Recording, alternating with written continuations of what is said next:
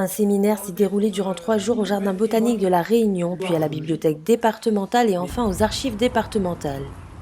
Une formation organisée par le rectorat de la Réunion sur le thème du paysage autour de l'archéologie, du patrimoine et de la géologie. Les stagiaires, on va dire plutôt, qui sont formés aujourd'hui, il y a des enseignants du premier et du second degré. La plupart sont professeurs relais en service éducatif, donc dans des structures culturelles. Donc l'idée, c'est d'utiliser un petit peu tout ce qu'ils vont découvrir aujourd'hui pour créer des nouvelles ressources un peu plus innovantes et qui lient art et sciences. On a également, il n'y a pas que des enseignants en fait, parce que le but d'un préac, c'est que ça soit aussi interministériel et intercatégoriel. Donc en fait, on a aussi des médiateurs, des agents, donc il y a des agents du parc, il y a une stagiaire du service archéologie de la DAC Réunion, on a des artistes qui participent aussi en tant que, donc non pas formateurs, mais formés. Donc 2 artistes de création en cours qui viennent de Métropole et qui assistent à notre préac.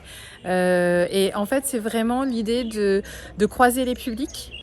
Parmi les intervenants conférenciers, Bernard Leveneur, directeur du musée Léon Dierks, qui est intervenu sur l'histoire du paysage dans la peinture, et David Gagneur, directeur de l'Iconothèque, qui a présenté les tables numériques avec une exploitation sur le paysage. Le musée va présenter une conférence sur les paysages célèbres et les paysages oubliés pour montrer en fait un peu dans l'histoire de l'art comment certains paysages étaient très connus et ils sont passés complètement totalement oubliés aujourd'hui et pour montrer justement le regard qu'on a pu porter à un moment sur les paysages célèbres de la Réunion. Ce qu'on va aujourd'hui présenter au public, et que ce public est essentiellement un public d'enseignants ou de formateurs d'enseignants, c'est-à-dire qu'après c'est aussi finalement préparer la venue du public aussi au musée, c'est-à-dire qu'on forme les profs pour que ces profs puissent ensuite programmer des visites et que ces visites servent en fait à former, éduquer les jeunes de la Réunion. On va essayer de leur apporter des éléments iconographiques sur la lecture des paysages. C'est comment se repérer dans la base. Et une fois qu'on a identifié un corpus de documents intéressants, on peut envisager ensuite une activité pédagogique sur un outil culturel innovant qui est donc l'Iconotouch, qui est une table tactile, numérique, itinérante qui se déplace donc dans les établissements scolaires. Une formation qui a associé un aspect scientifique sur la lecture de paysages et un aspect artistique et patrimonial.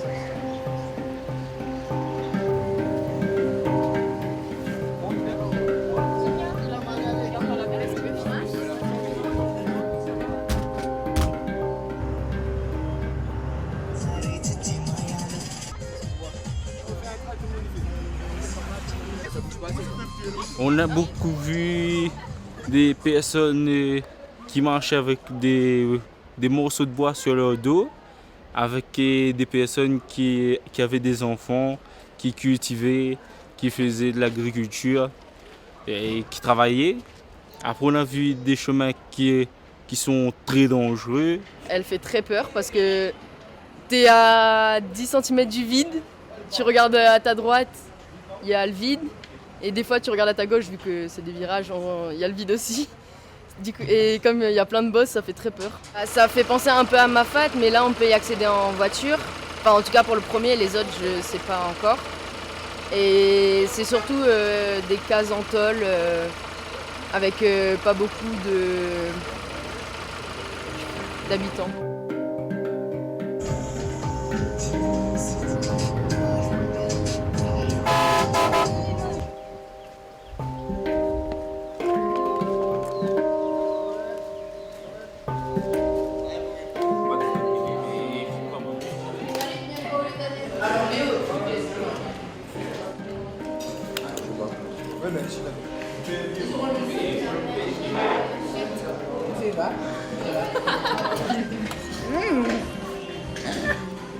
On remarque beaucoup de différences entre la ville et la montagne. Par exemple, quand on était dans la ville, il y avait pas mal de gens, c'était très plein, très bruyant, alors que la montagne c'est plutôt calme. Aussi, même au niveau de la pollution, on a vu que dans la ville, le fleuve, il y avait plein de déchets. Alors qu'ici, les fleuves, ils sont magnifiques.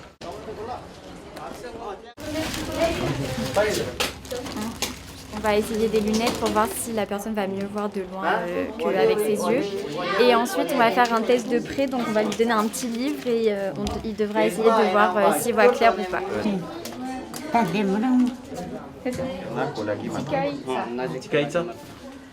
Ce matin, on a fait 50 personnes et la plupart ont trouvé des lunettes qui leur correspondaient. C'est vraiment incroyable de donner des lunettes aux gens, de voir leur réaction et tout, vraiment leur sourire, parce qu'il y en a qui voient vraiment rien. Donc ça change leur vie. Beaucoup d'hypermétropes en fait, quelques myopes, mais je m'y attendais un petit peu. Pareil, je m'attendais aussi donc quand même quelques cataractes, des fois assez mûres, des fois débutantes. Et puis quand même pas mal de cécité, unilatérale, heureusement, ce qui leur permet quand même de voir dans la vie de tous les jours.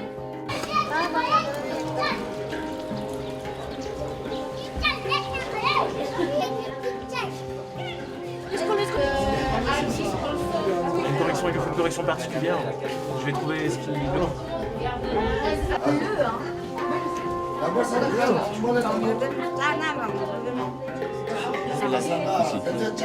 Il a quelqu'un d'autre.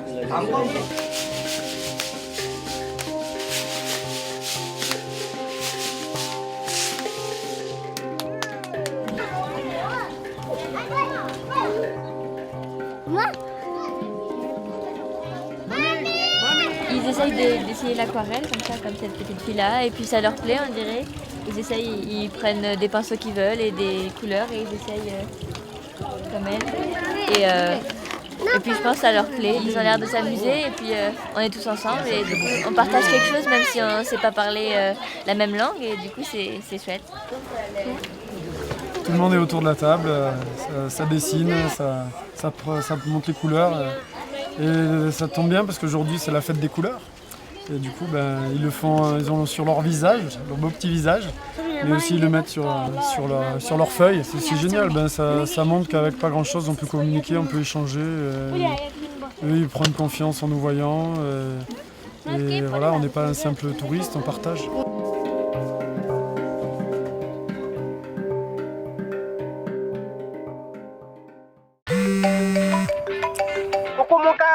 Alors, qu'est-ce qu'on fait découvrir à nous aujourd'hui? Salut Maroni. Eh bien là, je vais rencontrer Giovanni, il va nous parler du dispositif Pass Loisir. Le Pass Loisir? Comment ça fonctionne? Et qui peut en bénéficier? Justement, je vais dénicher toutes les infos. A plus tard Maroni. Si vous aussi le Pass Loisir vous intéresse, suivez-moi.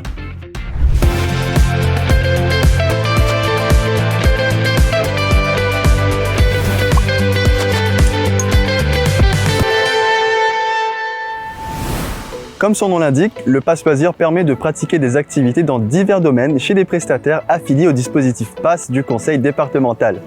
Ce dispositif est destiné aux personnes en situation de handicap reconnues et ayant des droits ouverts et à jour auprès de la MDPH. Grâce à cette aide du département, les bénéficiaires peuvent se rendre au musée, au cinéma et même chez le coiffeur. À 37 ans, Giovanni Boyer ne s'en prive pas et il a bien raison.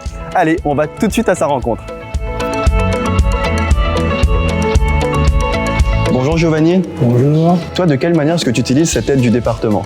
Pour faire des activités, pour les loisirs, le week-end, comme le bowling, le cinéma, pour aller au théâtre, aller au musée. J'ai envie de changer, mais ça va pas à l'hôtel aussi. Et cette aide du département, ce chèque loisir, tu l'as découvert de quelle manière? Quand j'ai travaillé à l'ESAT, j'ai eu l'opportunité d'avoir des passes loisirs parce que comme je suis porteur d'handicap, c'est une bonne chose pour les personnes qui ont des difficultés pour faire des loisirs. Comment tu as dû faire les démarches pour l'avoir? Comme on a des problèmes pour faire des démarches administratives, on a des difficultés, c'est eux qui sont occupés pour faire les démarches pour avoir des passes loisirs. Eh bien, merci Giovanni. De rien. Cinéma, coiffeur, hôtel ou encore club sportif. En tout, ce sont plus de 200 partenaires qui disposent de l'agrément du département. Le Pass Loisir permet ainsi aux bénéficiaires de s'ouvrir au monde et à ses activités. Et ça fonctionne à travers toute l'île.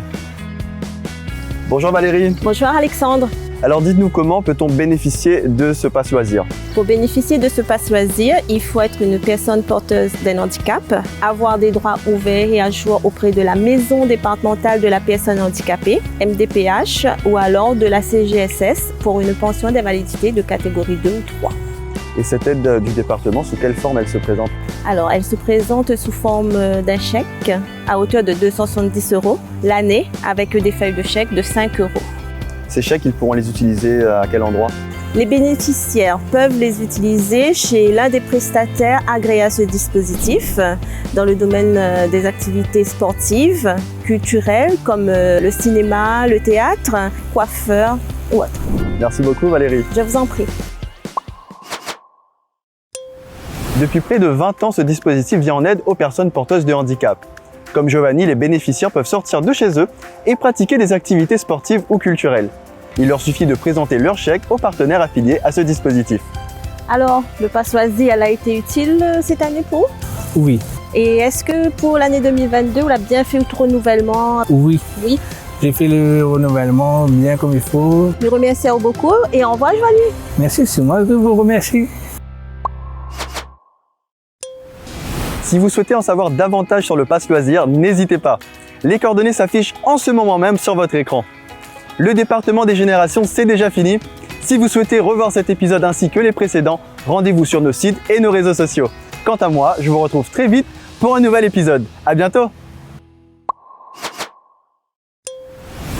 La semaine prochaine, nous allons découvrir la CMI, une carte bien pratique destinée aux personnes âgées ou en situation de handicap.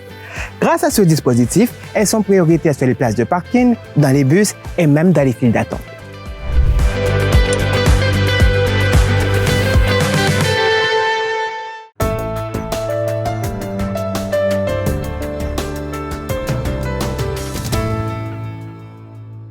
Le Nouvel An Tamoul a été célébré ce jeudi 21 avril dans les jardins de la villa du département, décorés aux couleurs de l'Inde.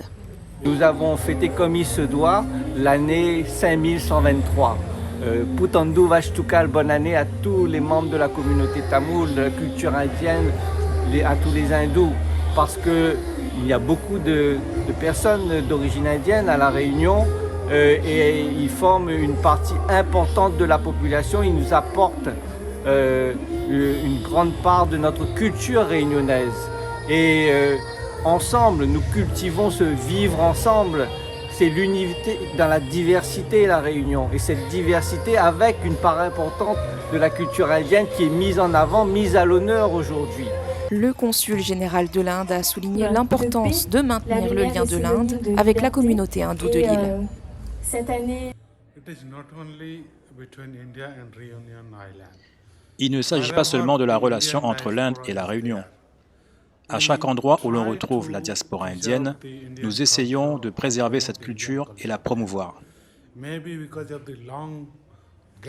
Peut-être est-ce à cause de la distance, mais si l'on prend l'exemple de la Réunion, cette communauté est présente depuis 300 ans. Certains ont pu oublier leur culture depuis. Mais quand ils réalisent que nous partageons les mêmes racines avec l'Inde, à partir de là, nous pouvons développer ce contact. Mon rôle en tant que consul de l'Inde est de maintenir ce lien entre la communauté indienne, les Réunionnais et l'Inde. Voilà pourquoi les hindous de la Réunion sont importants aux yeux de l'Inde. Ateliers d'art manuel, folklore indien et danse traditionnelle et moderne ont ponctué la soirée haute en couleurs, animée par les associations et artistes. En fait, le henné, c'est à base de plantes, tout simplement. C'est une plante qu'on laisse sécher, qu'on va déjà cueillir. C'est à peu près comme du thé, mais non, rien à voir. En fait, le henné, après, on le laisse sécher, on cueille, on fait les cueillettes, on laisse sécher, on va mixer, on va faire comme une sorte de poudre. Et à ce moment-là, quand on a une poudre qui est bien verdâtre, on va dire, il faut maintenant mélanger avec du jus de citron, avec quelques petites astuces, de l'huile essentielle aussi. Généralement, la coutume veut que l'homme, quand il voit la future femme, il faut qu'elle a les mains qui sont embellies de son henné. C'est une danse folklorique. c'est le Colartam, la danse des bâtons. On le fait généralement dans les villages, on le fait pendant des manifestations culturelles ou cultuelles. Et on l'utilise pour quand il y a par exemple une cérémonie religieuse en l'honneur d'une divinité. Selon la divinité, on peut choisir, et selon les baguettes de tambour, on peut choisir une chorégraphie. Et on peut le faire soit avec les bâtons, soit avec des feuilles de lilas, je ne sais pas si vous voyez ce que c'est, des feuilles de margosier, on en trouve aussi. On peut aussi utiliser des foulards, mais c'est vrai qu'en général, on utilise les colartams, c'est-à-dire les bâtons. Que cette année 5123 ou année blanche, avant celle de l'Action, soit remplie d'espoir, de joie, de bonheur et de santé pour tous.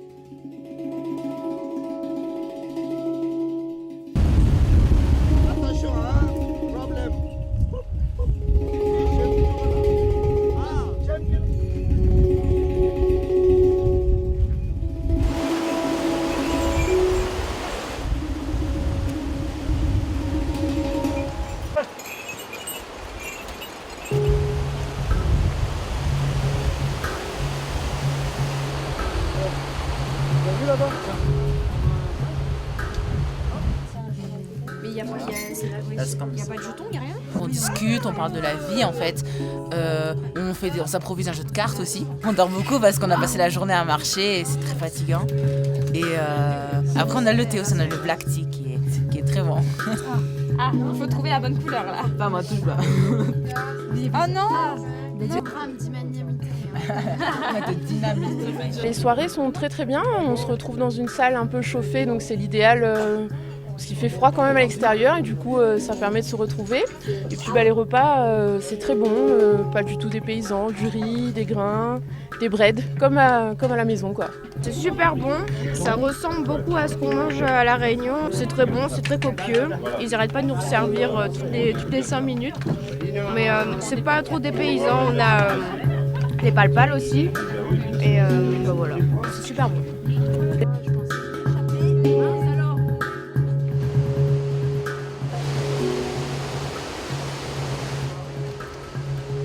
Ça se passe bien, pour moi en tout cas, j'ai pas mal au genou, pas encore. Ça passe vite et on a vite fait enlever les pulls. Là on est en t-shirt, certains ça caille un peu mais franchement là on sent qu'on redescend dans les bas et il fait chaud, c'est bon. J'ai pas de courbature encore à part au dos, mais je pense que c'est la fatigue. On est descendu très vite et en buvant de l'eau, ça se passe bien. Je trouve que la descente est plus dure que la montée et on a plus tendance à glisser plus vite. Du coup, on fait attention, mais ça va.